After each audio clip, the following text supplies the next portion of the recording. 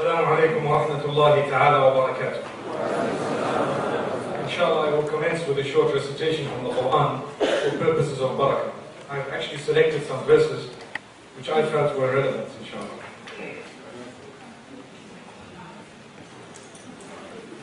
أعوذ بالله من الشيطان الرجيم بسم الله الرحمن الرحيم من ذا الذي يقرض الله قرضا حسنا فيضاعفه له وله أجر كريم يوم ترى المؤمنين والمؤمنات يسعى نورهم بين أيديهم وبأيمانهم بشراكم اليوم جنات تجري من تحتها الأنهار خالدين فيها ذلك هو الفوز العظيم يوم يقول المنافقون والمنافقات للذين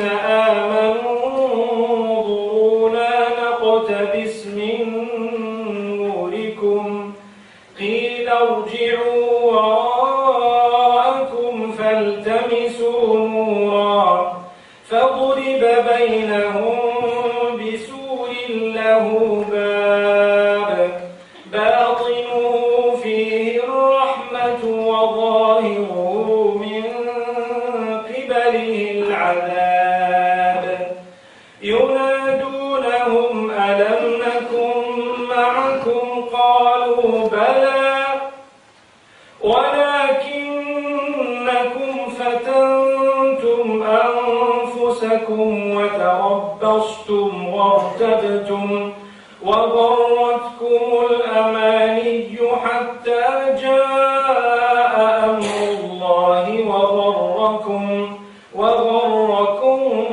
بالله الغرور فاليوم لا يؤخذ منكم فدية ولا من الذين كفروا مأواهم النار هي مولاكم وبئس المصير ألم يأن للذين آمنوا أن تخشع قلوبهم لذكر الله وما نزل من الحق ولا يكونوا كالذين أوتوا الكتاب من قبل فطال عليهم الأمد فقست قلوبهم وكثير منهم فاسقون صدق الله العظيم بسم الله الرحمن الرحيم الحمد لله رب العالمين والصلاة والسلام على المبعوث رحمة للعالمين نبينا محمد وعلى آله وصحبه أجمعين وبعد. All praise is due to Allah subhanahu wa ta'ala, complete blessings and salutations upon the masterpiece Muhammad ibn Abdullah al-Hashimi al-Qurashi sallallahu alayhi wa sallam and all his companions. May Allah subhanahu wa ta'ala bless us all and our offspring, those to come up to the day of Qiyamah, and may He keep us steadfast on this deen. My beloved brothers and sisters in Islam, I'm indeed very honored to be standing here in front of you, having been a guest of the forces a few years back when they had the Understanding the Quran series, and having visited several universities here in the UK, and I think that was my first official visit to the UK on a lecture tour. I have been here many times in the past, but not on a lecture tour, and that was thanks to Brother Rayhan Iqbal, who is seated here. We ask Allah subhanahu wa ta'ala to open the doors of goodness. Remember, goodness is something we should be searching for, no matter where it comes from. When we find it, we should be with it. And we should not leave it, we should adopt it, put it into practice, and convey it to others. The topic that I have been given this evening is a topic that we've all seen, obviously. It's on the screen here, if I'm not mistaken. It says, being the change you want and need. And I want to start off immediately by making a difference between a want and a need. What is more important, something you want or something you need? Can you tell me? Something you need. So if you are being a change or making a change, what is more important? Is it important to change what you want or what you need to change? You need to change. And if what you need to change is what you want to change, then you're heading in the right direction, inshallah. And if what you want to change is not what you need to change, then you have not prioritized correctly in life. So we need to understand, I don't mean to become technical, but it's a topic, when it was given to me, I tried to look into it and make something out of it, and subhanAllah, it's loud and clear, it stands in front of us. We are Muslimin. We have been blessed to be granted the word of Allah subhanahu wa ta'ala, the uncontaminated word of the Creator. I made mention this afternoon when I spoke in this hall of how the Almighty protects a person who has the Quran within them. And we all have some portion of the Quran in us. I'm sure every one of us has Surah Al-Fatiha. The first surah of the Quran, we all memorize it, don't we, inshallah? Then we have a portion of the Quran, and Allah subhanahu wa ta'ala's right is to protect us. We have a right over Him to protect us for the fact that we have struggled or strove, or we have tried our best to memorize and to protect that book. So we ask Allah subhanahu wa ta'ala to look after us and to protect us at all times. That having been said, we need to know that we have with it something great. Let's listen. لقد كان لكم في رسول الله أسوة حسنة لمن كان يرجو الله واليوم الآخر وذكر الله كثيرا. Indeed, for you, there is a shining example. We speak here of not only a role model, but someone whose entire life is upon such a high pedestal that he serves as an example in all the finer facets of life for all of those who would like to meet with the Creator and who are preparing for the day of judgment. If I am preparing for the day of judgment, I have an example in the life of the Messenger, sallallahu alayhi wa sallam, may peace be upon him. I have an example to follow. And for this reason, whatever I say this evening will be connected to the topic. If you think it's not, jot it down and think about it later on, and you will see how it's connected to the topic. This example of Rasulullah sallallahu alayhi wa sallam, remember where he started. Who was he? He was faced with some of the most difficult situations from the very beginning, when he lost his father prior to birth. That was extremely difficult. He was born an orphan. And then what happened? He lost his mother at a very early age. And when he was given just prior to that, to Halima al-Sa'diyah, the foster mother, or, you know, in the Arab world at the time, they used to send their children out in the open to be brought up in the natural environment to learn some manners and probably a little bit of the culture and what have you, maybe to read and write in certain cases, but even to be breastfed and so on, and to benefit from the pure air of the Badiyah, meaning, you know, the outskirts, not that which is the cities, but rather the towns or somewhere out in the desert and so on. When he had gone there, there were certain things that happened to him there, which were also quite negative. With that, he grew up, mashallah. Development of character and conduct from a very early age. Remember, whatever I am saying is connected to the topic. Development of character and conduct from a very early age. And as he grew up against all odds, he was known as a Sadiq al-Amin, the trustworthy, the truthful. And that having been said, as he grew up, one day he was granted prophethood at the age of 40. We know the verses that were revealed to him. Iqra, read. He says, Ma ana biqari. I'm not a reader. I don't read. Imagine honesty. Imagine if we had to tell someone here, Iqra, and they say, I don't read, I don't write. Someone would, in our midst, would probably look foolish. And people wouldn't like to admit that I don't actually know this, you know, especially when you're put on a pedestal. But he admitted, I don't read. Iqara, read. Again, the instruction came. Read again. The instruction came a third time. But this time, it was coupled with something. Bismi rabbika alladhi khalaqa. Read in the name of your Rabb who has created. So if you are to do something in the name of Allah subhanahu wa ta'ala, it will be made easy for you. You want to effect a change? Start. Start now. Don't say, I can't. I'm not able. Do it in the name of Allah subhanahu wa ta'ala, it will happen.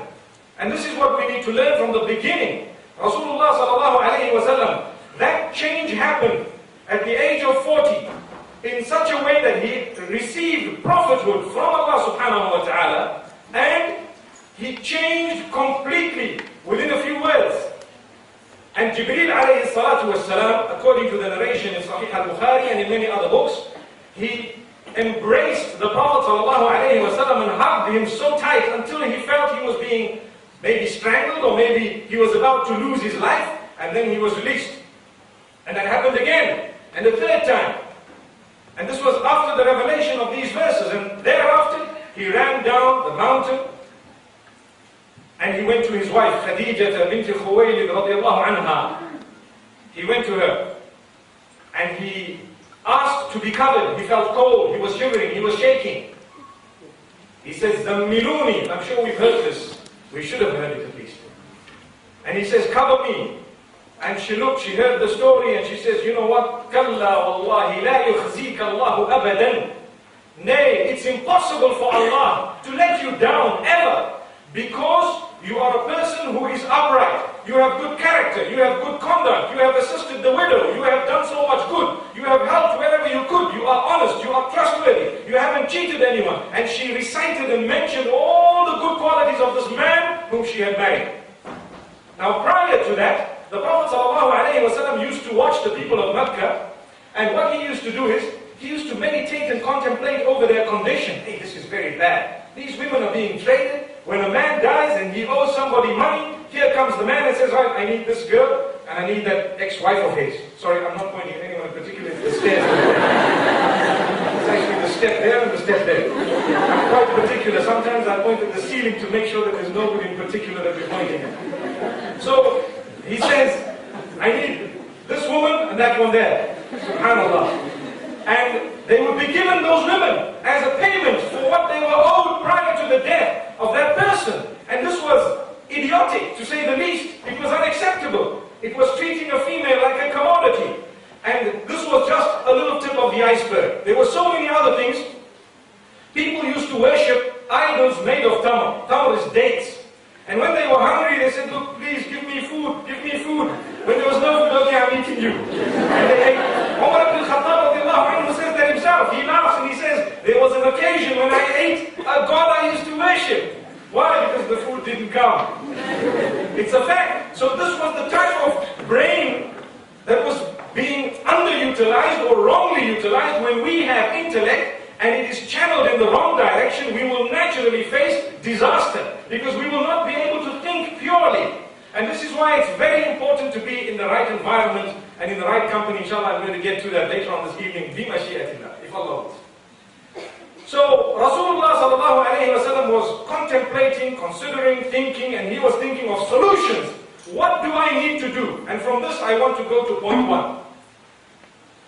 Point one, firstly we need to know that every single person, more so the Muslims, but I'm not only confining my statement to the Muslims, every single person, it is nature instilled by the one who created us, that at some point in your life, whether it is for spiritual reasons or for other reasons, we will feel the need within us to change.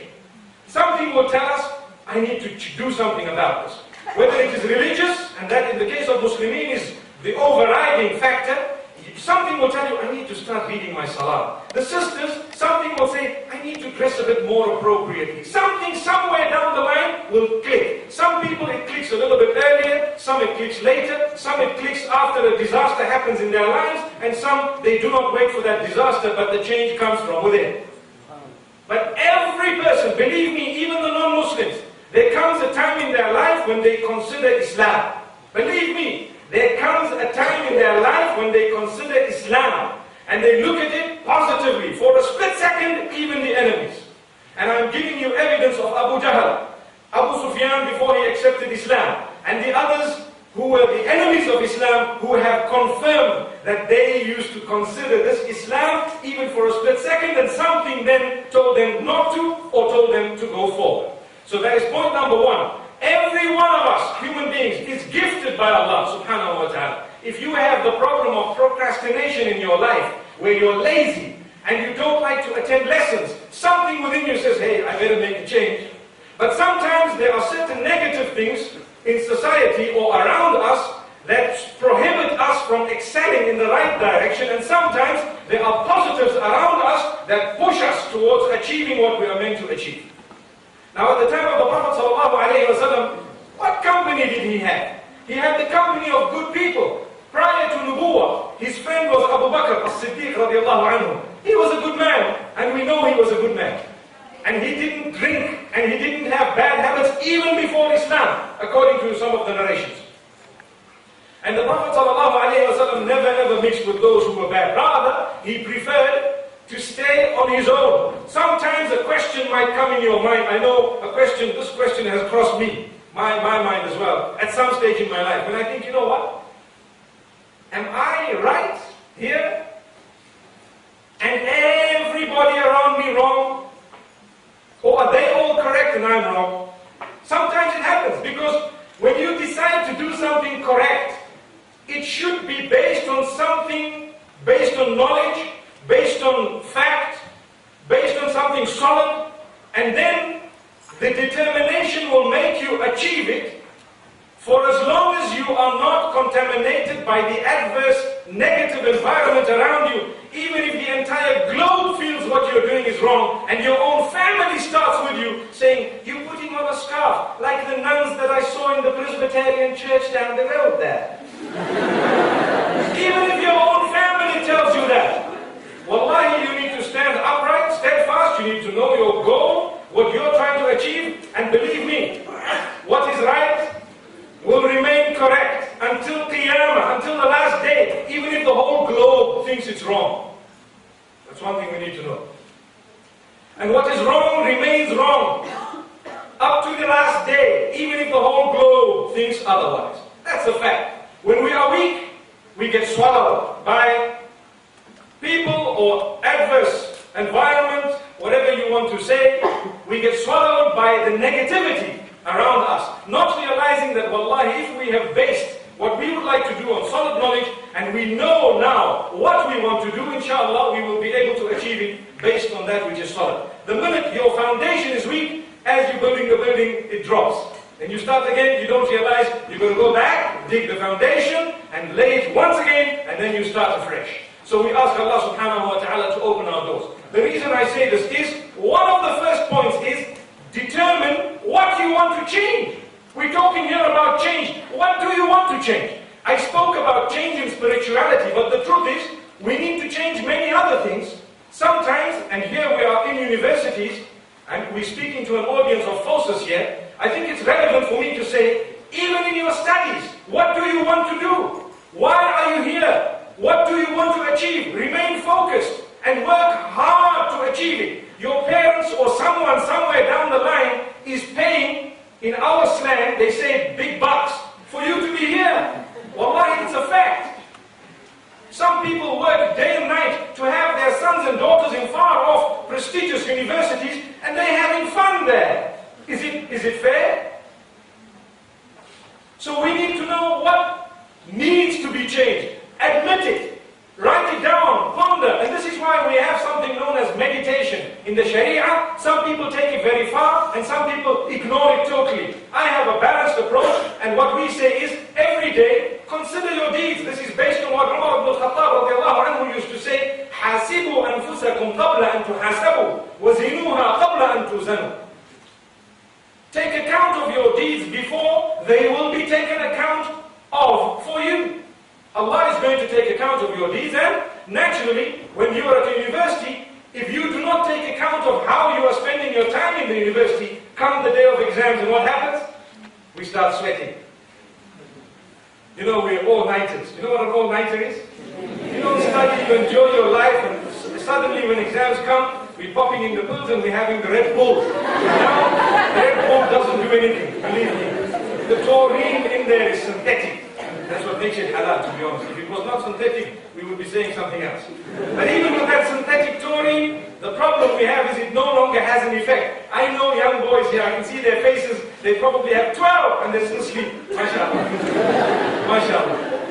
Sorry, no offense, I'm also bad at MashaAllah. So the reality is, we need to know that that is not good enough. We need to take account of our deeds, and we need to also weigh our deeds before they will be weighed for us and then we're embarrassed. Why is this the case? If you take account of your own deeds, there is always room for improvement, and you will be able to keep away or keep at bay regret. But when something is taken account of for you, sometimes it might be too late. It might be too late. If you are committing a sin, for example, and that is a point I've jotted down for tonight, sometimes we know what to change, and inshallah I'm going to get to the other points, but you have a sin that is being committed that blocks that change. It stops it. These are called mawani'. It's a mani'. It comes in between yourself and the achievement of what you want. And it stands in the middle and glares you in the face. So you need to now prioritize. Something you want and something you need. And you need to know, if I'm going for something I want, and it clashes with something I need, I'm wrong, I need to knock this thing out, and then I will achieve. Subhanallah. You need to breathe. Subhanallah. You need to breathe. But at the same time, you want to be underwater. Allahu Akbar. So you either need to go down with a mask, and you need to have an oxygen tank, and know the time and all that, make a plan and go down. Because you need to breathe. You prioritize. Or you simply don't go down. Or you practice the technique of keeping your breath for as long as you need to be underwater. There you are. That's an example of water. But in our lives, it's exactly the same example. I need a change. And there are certain things I want in life. Wallahi, let me be honest with you. I tell the brothers who love to go for polygamous relations, I have 2 wives, alhamdulillah, but I do not encourage it, nor do I discourage it. I say, if your situation, if it fits in it, you need to know your wants and your needs. And you need to make sure you are not blowing away a beautiful marriage solely because you want something. Allahu Akbar. I hope I've made myself clear here. You want something, it might be halal for you, you can go to the moon explaining to people that it's halal, and it's jais, and it's this, and it's in the Quran. MashaAllah, we agree with you. But you're the only one who can answer the question, is it a want or a need? And are you going to lose your need in the process of achieving a want? Allahu Akbar. I hope I've said it very clearly. And I know the brothers are looking at me as though if they had eggs with them, I would be better. Allahu Akbar. Wallahi, my beloved brothers and sisters in Islam, we know of the crisis in the Muslim Ummah. We are also bleeding with the Ummah, all of us. But the truth has to be said sometimes as it is. And I think this is something that fits with the topic. And if you want to know if I had planned to say this, the answer is no. It came to me a split moment before I actually said it. SubhanAllah. So, now let's get back to what we were saying. Rasulullah sallallahu alayhi wa sallam thereafter, he got this nubuwwah, he got the prophethood, and he got the encouragement of his wife. What that means is, once you identify what needs a change, you need to make sure you deal with like-minded people, or you go around the genuine people who can give you the proper advice and the real courage and the real support to achieve what you have to achieve in life, and to make that change that you need. So you need genuineness. So if, for example, you are deciding to elevate yourself spiritually, you need to be in the midst of those who are already elevated. And this is why I always say, it's very important for you to have a role model in life. And not just one role model, because we have a role model who is supreme, who is the Prophet ﷺ. He is a role model in every aspect of existence. But today, in our midst, we need role models. They will all be a role model for one department of my life. So in that department, I have this person as a role model. In this department, I have that one. In this department, I have that one. I will only take this from that one, and the others, I will excuse him or her because we're all human beings. Myself, for example, there might be some things you might take from me, and there might be other things you might not want to take from me. So there we are. We cannot have a single person whom we see and we say, you know what, this is my role model and that's it. Because sometimes they might give you advice that is detrimental because they have not excelled in every single field. The statement is very deep for those who want to understand. I know it's very late, but I told the brothers I have till 3 a.m. Alhamdulillah. That's why they kept me right to the end.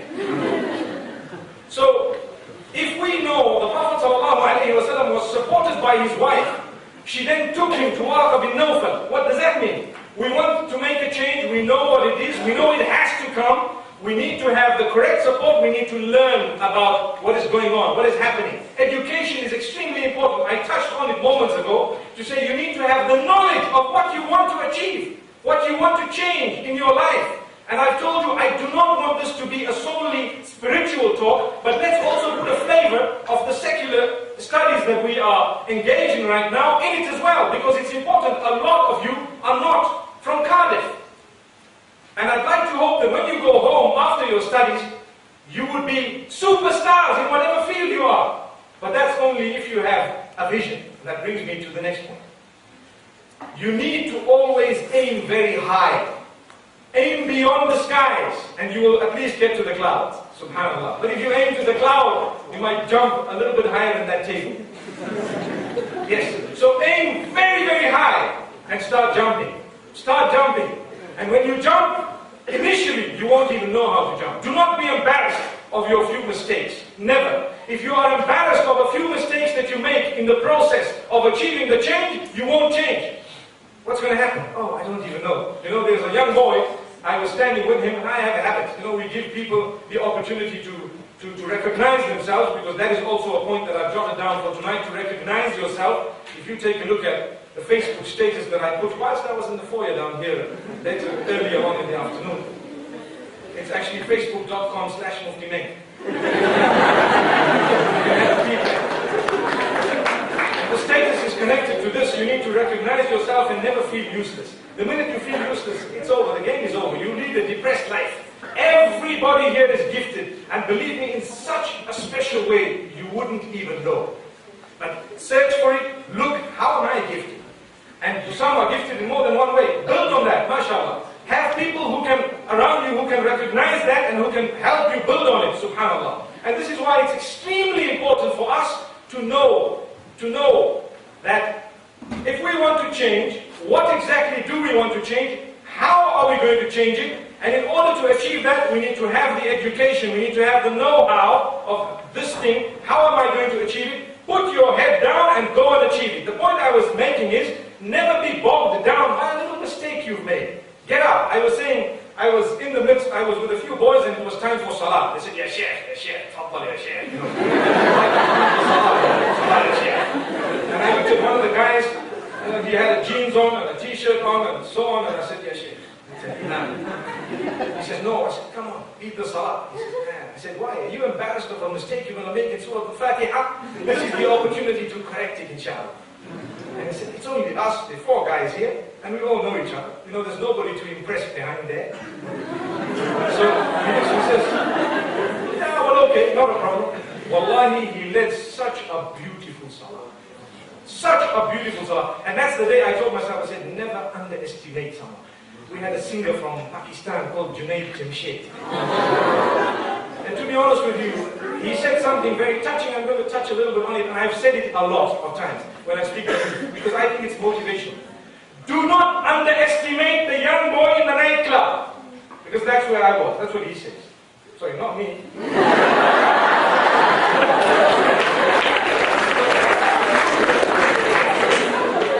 And then he says, subhanAllah, never ever underestimate someone who's doing wrong things, you know, who's singing and he has bad habits or she and so on. Wallahi, that could be the champion of tomorrow. You never know.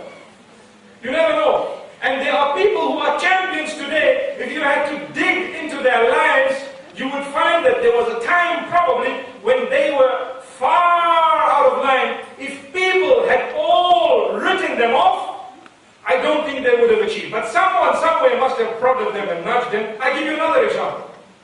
Two examples.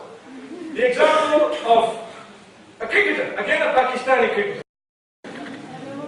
And he accepted Islam. I think his name is Yusuf, Muhammad Yusuf, if I'm not mistaken.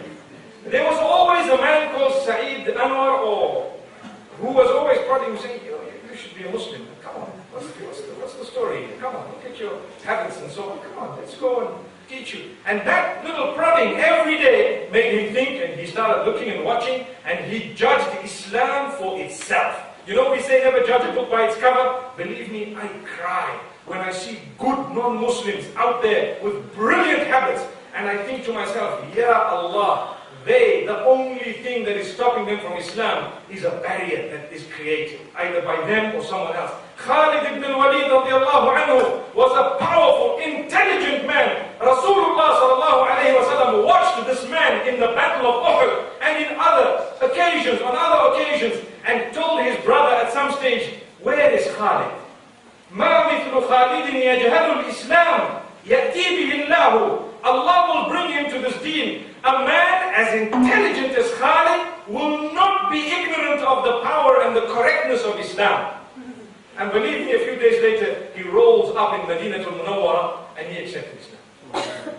And it's a very emotional story. I need to mention it for 60 seconds. Brothers, listen to what he says. He tells the Prophet ﷺ, I've done so much, I've killed so many Muslims, I've done this, I've done that, and this is what's happened, and that's what's happened. Now I'm going to accept Islam, people will retaliate. Rasulullah ﷺ says, Ya Khalid, inna al-Islam yajubbu ma qablah.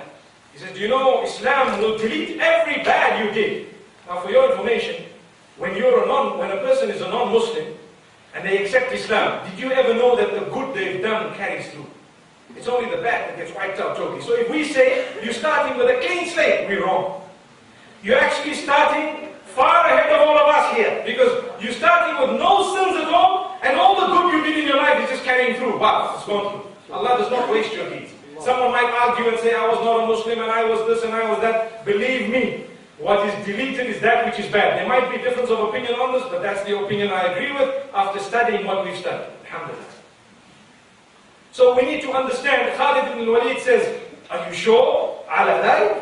And he made the Prophet ﷺ repeat it a few times, that, Ya Khalid, inna al-Islam yajubbu ma qabla. Don't worry, everything is deleted. He raised his hands and he says, Inni ashhadu an la ilaha illallah wa ashhadu annaka abduhu wa rasuluh.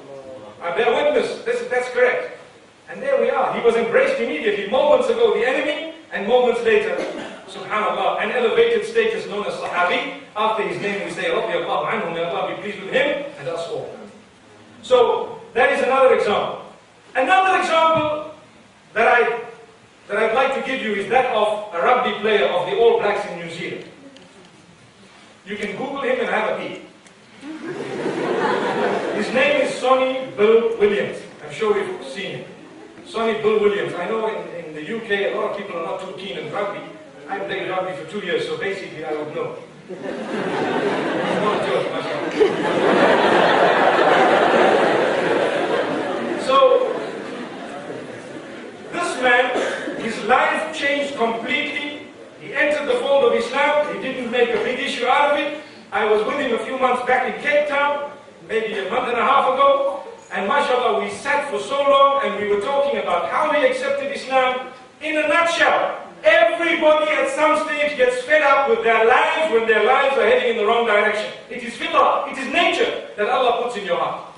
Even if you're a Muslim, you have a bad habit, you're hooked onto zina, a day will come when you say, hey, this thing needs to stop. You're hooked onto porn, a day will come, this thing needs to stop. What am I getting out of it? You're hooked onto something bad, but never ever give up or think you're useless or think it's over or think Allah hates you or think you are a person who will never become right. No, that's when you lose. It's something you need to know. Allah loves you. That's why we seated here today. Wallahi, it's a fact. We need to change. The verses I read, Allahu Akbar. أَلَمْ يَأْنِ لِلَّذِينَ آمَنُوا أَن تَخْشَعَ قُلُوبُهُمْ لِذِكْرِ اللَّهِ. Has the time not come? Has the time not come for the believers to humble their hearts towards the reminder of Allah subhanahu wa ta'ala? Has that time not come? Allah is asking us, well, when is it going to come? Today? Tomorrow? It might be too late. It's about time we softened our hearts And it's about time we made that change. There are so many verses in the Quran that tell us change before it's too late. In Surah Al-Zumar, Allah subhanahu wa ta'ala speaks about how He forgives every sin that is committed. And He says, never lose hope in my mercy. So to lose hope in the mercy of Allah subhanahu wa ta'ala is actually falling into the clutches of the devil and shaitan. And Allah says, don't allow that to happen to you, but turn before it is too late. قل يا عبادي الذين أسرفوا على أنفسهم لا تقنطوا من رحمة الله إن الله يغفر الذنوب جميعا إنه هو الغفور الرحيم وأنيبوا إلى ربكم وأسلموا له من قبل أن يأتيكم العذاب ثم لا تنصرون. And the verse after that Allah says أن يأتيكم العذاب بغتة وأنتم لا تشعرون. O Muhammad sallallahu alayhi wa sallam, go and tell all those of my worshippers who have transgressed against themselves, never to lose hope in my mercy. I will forgive all their sins. Allah forgives all the sins, for indeed He is most forgiving, most merciful. But let them also know that they need to turn before a day comes. Suddenly they will be overtaken by the punishment and then they won't be assisted. Or suddenly death will overtake them or the punishment will overtake them and they wouldn't even have realized that this time has come. And it is for this reason that we are blessed to be having reminders of this nature. Wallahi. We are blessed to be having reminders of this nature. Once again, I'd like to make mention of the fact that not only in our spirituality, but even in our educational lives, remember, aim for the skies. If you are becoming a dentist, medicine, whatever it is, you aim for the skies. Work hard. Do not allow things to distract you, whether it is people, or whether it is a function, or whether it is the nightlife, or whether it is the hustle and the bustle of the city. Nothing must distract you. Always be focused. Without focus, you will not change. If you're not focused, you won't change. With procrastination, you won't change. I need to start reading my salah. I'm sure every one of us who is weak with salah, we say, I need to start reading it, or I need to start reading all 5, or I need to start reading it better. But I'll start tomorrow morning. That is the end. The minute you say, I will start tomorrow morning, it's over. Start now, get up, walk out and read your salah. MashaAllah. I see we're all reading our salah because nobody got up and walked out. It's important for us to know that when we want to change, when should we change? That's also a question. When? When does this change come in? That question has an answer made up of 3 letters. Now. N-O-W. Now. The change comes now. Anyone who has any other answer, there is no guarantee they will change. No guarantee. Because tomorrow, the force that is making you want to change today may not be there tomorrow. The spirituality, sometimes you have times and places that are more spiritual. Sometimes you are in the company of someone extremely spiritual. The Sahaba radiallahu anhum, they changed like a fleet when they were in the right company and looked at him sallallahu alayhi wa sallam with the right eyes.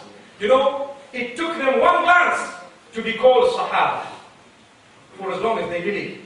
They were called Sahaba. As-Sahabatu kulluhum udul. We as Ahlul Sunnah wal Jama'ah believe that all the companions are on a pedestal of adal. They are all of a very high level of honesty and piety and integrity. Piety and integrity. All of them. So what happened?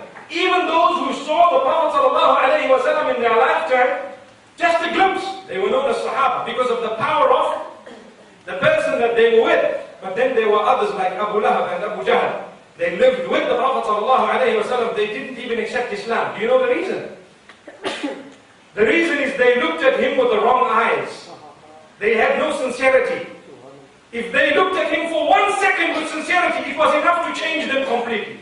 But because they had jealousy, they had hatred, they had racism, they didn't want him, They had this hierarchy business. They didn't want to give up their power. They didn't want to, all these things, so Allah kept them away. They didn't have sincerity. So we would also require sincerity when we want to change. That's another point. Without sincerity, the proper change will not come in. We will change for the wrong reasons. So what should we be changing for? Primarily, for the pleasure of the Almighty as Muslimin. And thereafter, to achieve something greater for the benefit of ourselves and those around us, including the non-Muslims. Including the non-Muslims. And then inshallah we will be able to change in the right direction. Why I say including the non-Muslims is because no matter what we study, whether it is religious or secular, as Muslims we are taught that it is very selfish to keep it to yourself. The Prophet ﷺ says, بَلِّغُوا عَنِّي وَلَوْ آيَةً. Convey from me even a little message, a short part of a verse that you know. Give it away. So you've learned it, you have it with you, don't keep it there. You give it to someone else, Muslim and non-Muslim. And you give it to them. The same applies. If you become, for example, a doctor, what will happen? You either come back to teach, you become a professor, or you go out to practice in the field. There will be from amongst your students or from amongst your patients, those who are non-Muslim. The way you dish out what you've learned at varsity out to them will determine their whole outlook towards Islam. And it will bring them towards that. And if it doesn't, it will at least bring forth the outlook towards whatever it was, dentistry or whatever else it was. If you were a dentist, whatever it is, sometimes if you're a very, very good person, it might motivate someone to do the same, to do what you did. And this brings me to another point. There is a stage in our lives when we need role models. Yes, every day. This one is my role model and that one and that one. And I compartmentalized it for you moments ago. But I'd like to say that there comes a stage when you are going to have to ask yourself a question. It's no longer who I want to be like. It's like, are there people who want to be like me? Yes. You now need to become a role model for others. And my dear sisters, if some of you, I'm sure you might already have some children, but the bulk of you are probably students who are not even married. The day you marry and have a child, believe me, it is a God-sent child who already looks up to you as a role model from day one. You are, in their eyes, in that initial stage, infallible. In their eyes. You are the mom. You know, on a very, very light note. They say when you look up to your dad, when you're young, that dad makes no mistakes, nothing at all. And 10 years down the line, you hear him burp, mashallah, loud. Is that my dad? Wow. For your information, I've given the better example, mashallah.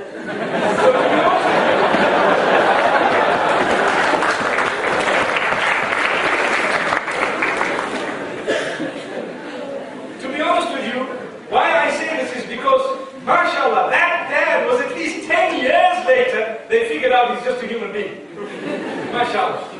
The reason I say this is how many dads are actually living by proper role models, and they have children who follow them in their cigarettes, in their ways, in their habits, and in their F's and B's. That doesn't stand for faces and books. So we need to know this, that they watch us, and they see us, and they watch the signs, and they watch the actions. Wallahi, I tell you, there is a hadith of the Prophet ﷺ speaking of salah, and he says, "Muru awladakum bis salati wa hum abna'u sab'i sinin." You instruct your children to fulfill the salah when they are of the age of 7. When they are of the age of 7. And what this would mean is, prior to 7, it is not the sunnah to instruct your child to read salah, but it does not mean that your child should not be reading salah. Rather, that child should be looking at you and following by example. Which means, when the child is 1 year old and they see the mom going in sujood, they will fight to get into sujood. Your little daughter will fight to put on the scarf, but you've never spoken to them. Ma'am, I need one like yours. Dad, where's my beard? Wallahi, I'll tell you. My son tells me, let's go to the shop and buy one. Wallahi, it's a fact. So, but nobody ever spoke to him about the beard. Nobody spoke to my daughter or anyone else about the scarf. At that age. They want it because that is the power. You have been made into an automatic role model. By the time you have children, make sure that you have that quality. Inshallah. And this is why we say, yes, we do have role models at this stage, and we will always have role models, but there comes a time when you have to become a role model. Now, let's get to a few other points. I know I'm probably running out of time, but to be very honest with you, you are going to have to forgive me today. All these notes, to be very honest with you, will have to be excused.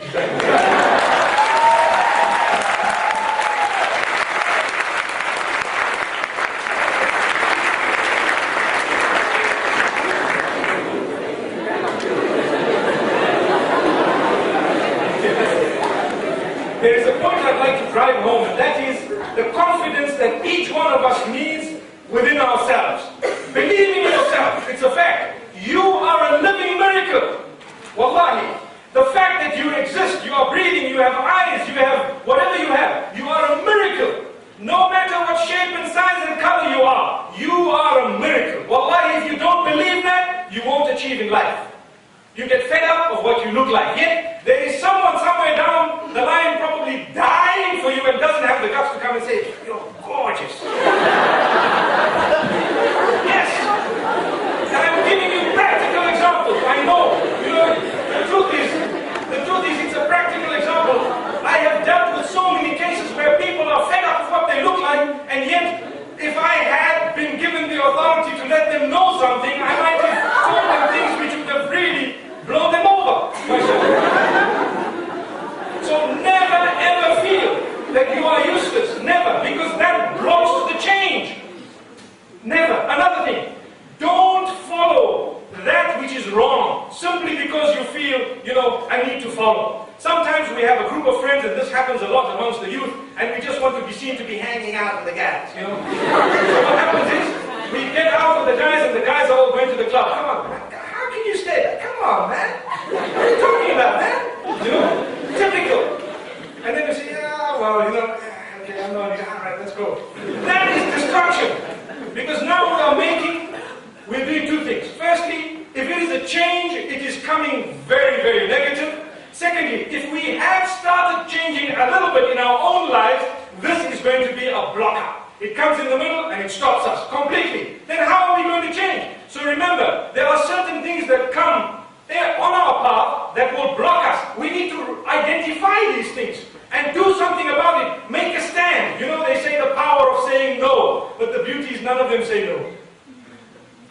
I've heard, where I've been in the past, the college that I've gone to, there were lectures and so many different things, because Zimbabwe has the highest prevalence of AIDS, or did have at one stage. And they said, you must say no, the power of no, the power of no. And the brother who was talking about it, he was caught up somewhere in a mess. And we all told him, well, did you say no, bro? This is what we're saying. So we need to know that as Muslimin, we don't just pay lip service to something.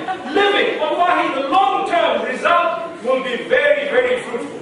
And this is why another point that I've jotted down here is we need to have long-term goals and short-term goals. Short-term goals meaning, what do I need to achieve here and now? Right now, I need to change this, I need to change that. Where am I heading? I want to try and get there. I want to try and get there in the long term, but I'm starting here. And these short-term goals need to be very, very practical. Because sometimes, do you know what happens? And this is a fact. Our goals in life are so far and unachievable that we become depressed trying to get something that's really beyond our means.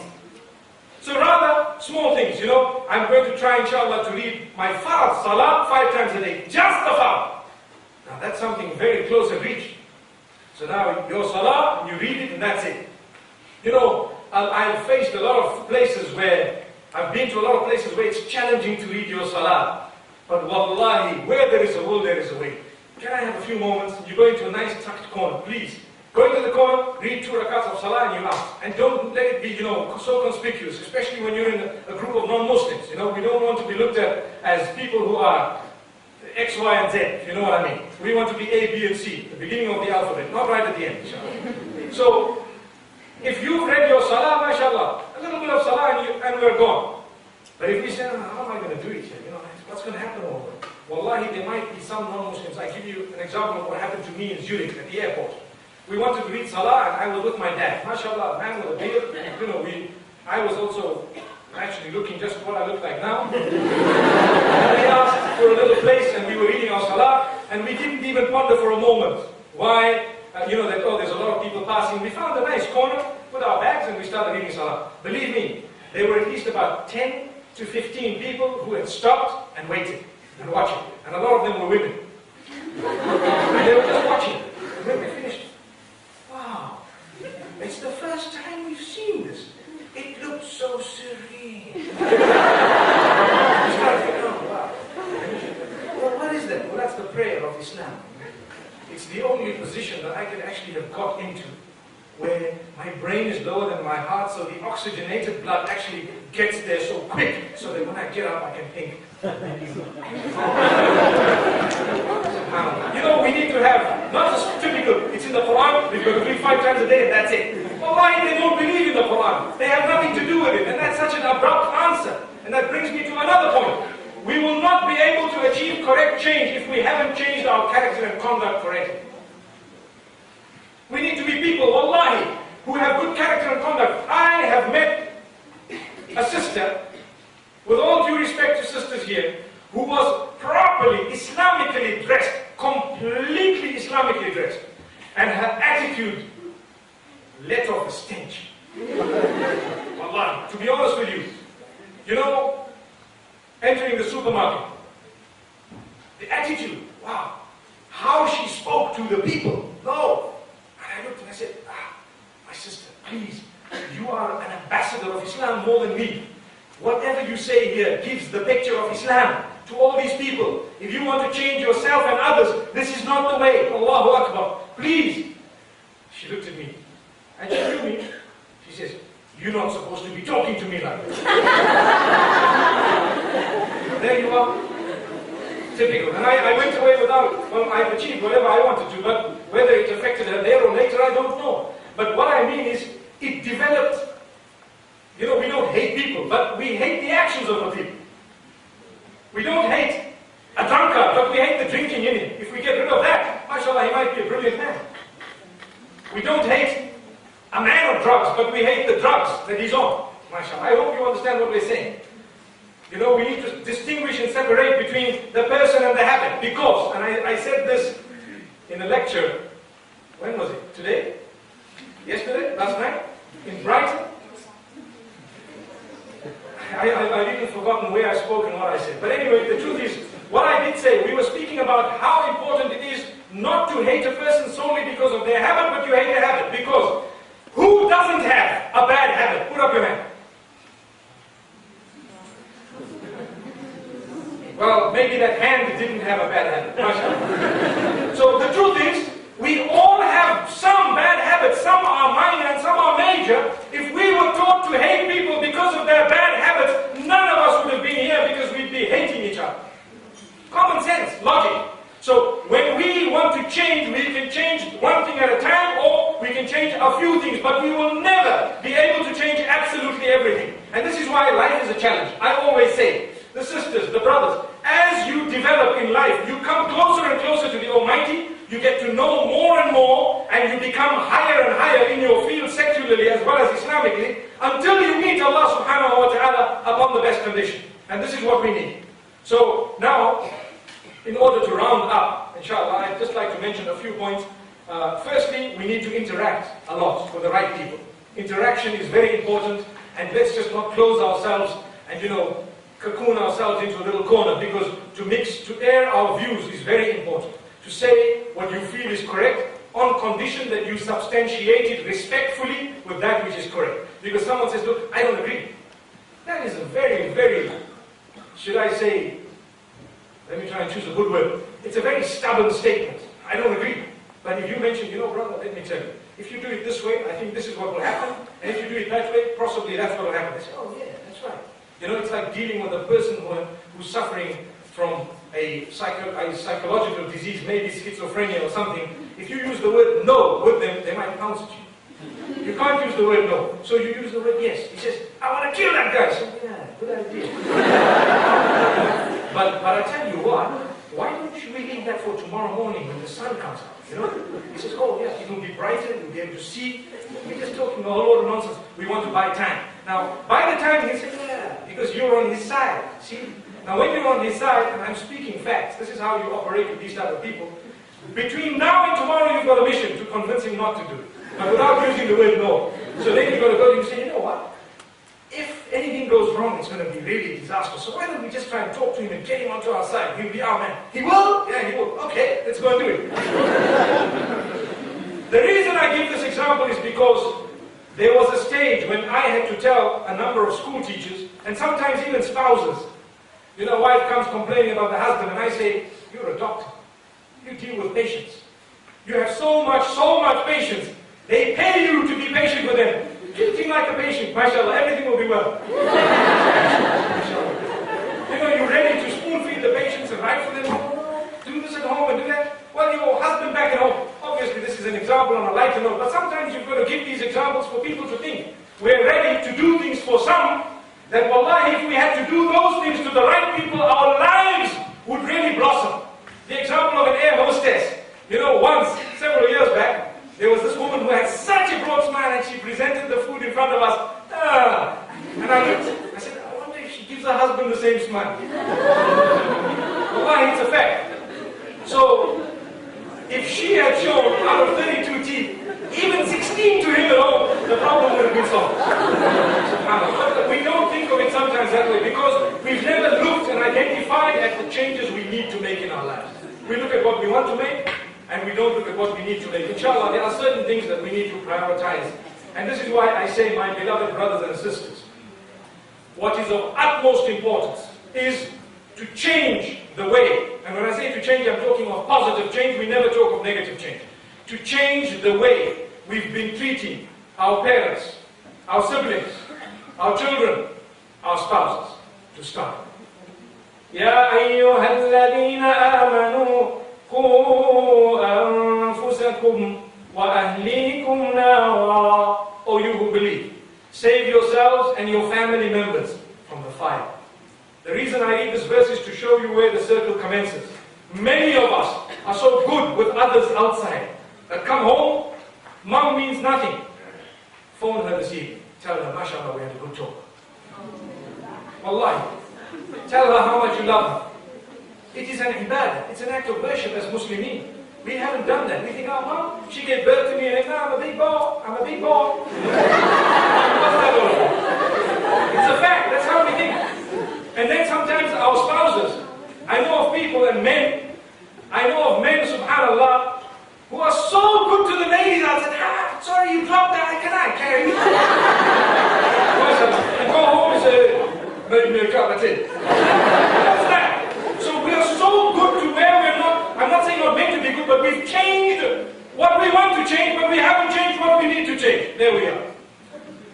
And the same applies to our children. Sometimes we're so good with other people's children, and come to our kids, we're busy reprimanding them in an unacceptable manner. It happens. And this is why I had to make mention of our parents, our siblings meaning brothers and sisters. Wallahi, it's not worth keeping that little rivalry that was there from the young age. No, cut it. Phone them and say, you know what? I don't want to tell you anything. I just want to say, I love you. You're a part of me. Salaam alaikum. Wallahi, that's a change. That's how you start the change. It will make them think they might not sleep that night. Wallahi, it's a fact. What happened? They dialed you back at 3 in the morning. Was that you?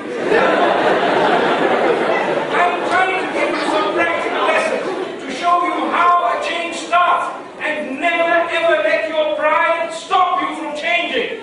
Sometimes a change is waiting. You know, like the signs of Qiyamah, I was speaking about the signs of Qiyamah on a program on Channel Islam a few days ago, and I spoke about how the hadith of the Prophet ﷺ, he says there is like a string with all these, you know, like a necklace, and as it's broken, everything comes down. Everything comes down. MashaAllah. One after the other, all the beads drop. Sometimes we need to know that our chain of change is sealed. You need to open it up and let it drop out. And sometimes that is just because we were too proud to say, I'm sorry. It was my mistake. It was my mistake, I'm sorry. Even if it wasn't my mistake, what am I losing by saying, you know what, I'm sorry, I apologize, I really am sorry. Because we cannot continue in life holding baggage that is unnecessary. I give the example of baggage on a plane. We make sure, going to London, 23 kgs, mashallah. Weigh 5-6 times. Are you sure? Okay, take that book out. Okay, the other book out. Okay, 22 and a half. That's fine, let's go. And we're not worried about the other weights which we're holding in our hearts, which are bogging us down from the plane that is going to take us into Jannah. Allahu Akbar. We need to change that. And this is why the last point that I'd like to raise, remember I've given, in fact I've thought of something, you know, it said 10 minutes, and now it says 7 minutes. If that was 3 minutes, then mashallah the 7 minutes.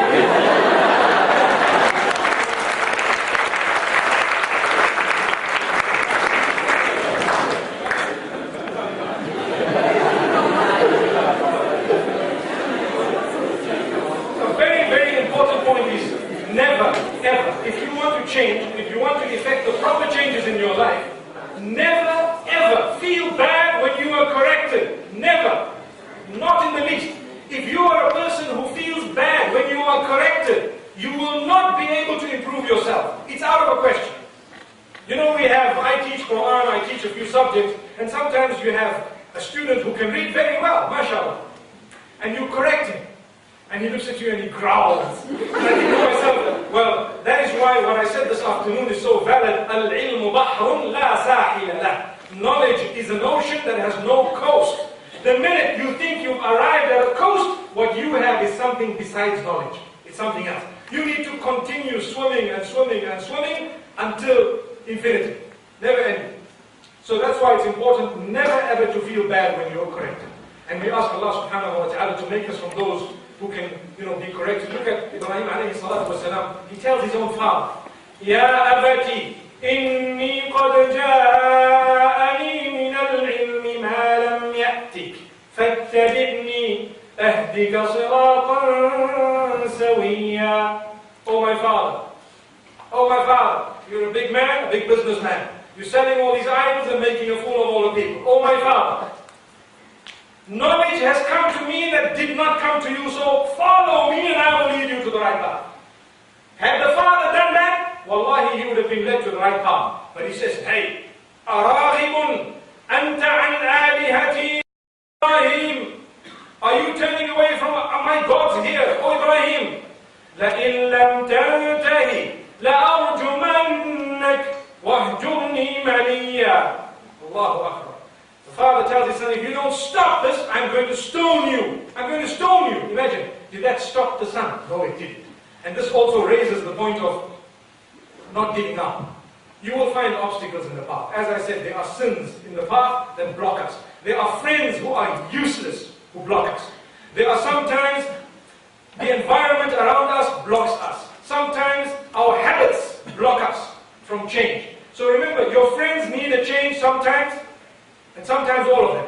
Your habits need a change, your environment might need a change, and many other factors. But inshallah, what I've done this evening, it's just a motivational talk. It's only to create a motivation.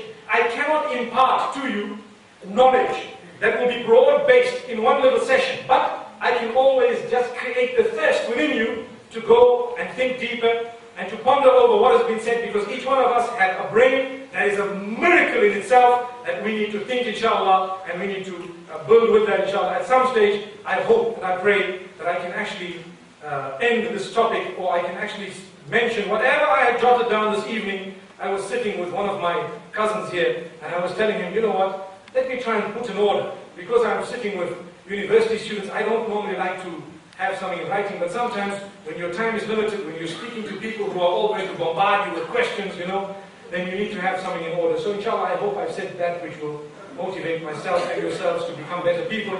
The idea is to change. And when do we need to change? Now, inshallah. Jazakallah khair. Wa sallallahu wa sallam wa baraka ala